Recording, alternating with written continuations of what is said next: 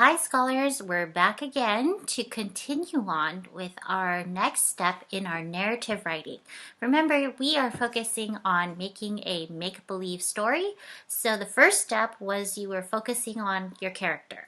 So we're going to move on to step 2, which is the settings. So let's look at my picture that I have here. And just a friendly reminder, a setting is a place where the narrative is happening, where it's set. So your setting could be like the pond or the lake, the beach, an icy glacier, or in the city. So I want you to think about your character that you decided on writing about for your make-believe story, and think about where are you going to put your character. All right, friends? So if you remember from my story, my character was a little sushi chef.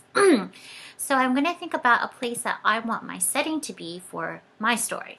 But here are some examples of some settings that you could use for your story. So you could do like a haunted house, the ocean, on an airplane, in outer space, in the snow, at Santa's house, the zoo, or at a birthday party.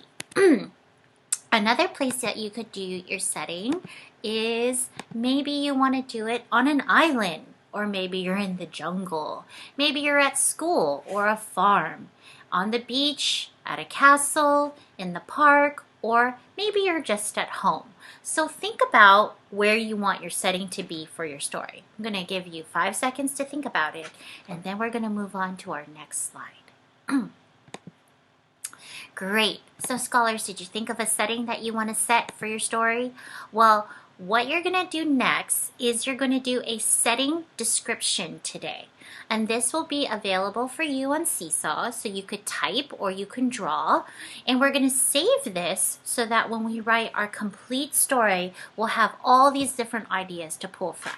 Now in this middle box, it says you're going to draw what your setting looks like. So for my story, if I wanted to draw a setting here, I might do a little sushi restaurant. So I'm going to draw like the countertop where my little sushi chef is going to be, and and this is where he's going to do all his work. So it could be like in the restaurant, in the kitchen, where he does all his sushi work, okay? Now my picture is going to disappear in just a little bit, but in the middle box, this is where you draw your setting. Now here in these other side boxes, what you're going to do is to draw some other things that you might find in your setting. Well, because mine is at a restaurant and also in the kitchen, you might find, well, fresh fish to make sushi, right? You might find chairs for customers to sit on. You might find tables for the customers to sit at. You will find a door to enter the restaurant. What other things might I find in my setting here if I was at in the kitchen and in the restaurant? In the kitchen, you might find a refrigerator to keep all the produce nice and cold, and all the food nice and cold.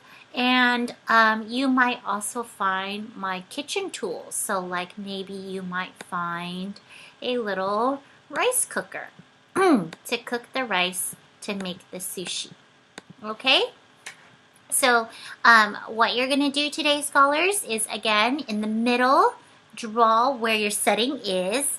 And then in the smaller boxes, provide some details of what are some things that you will find in your setting, okay?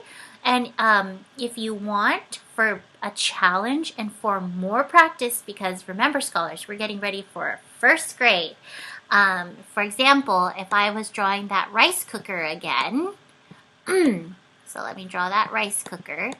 For some practice, you might want to use your sounds to practice writing what it is. So rice, and then Okay, so practice labeling the things that are in your setting for extra spelling practice. All right, scholars? So I can't wait to see where you're going to put your characters in their settings.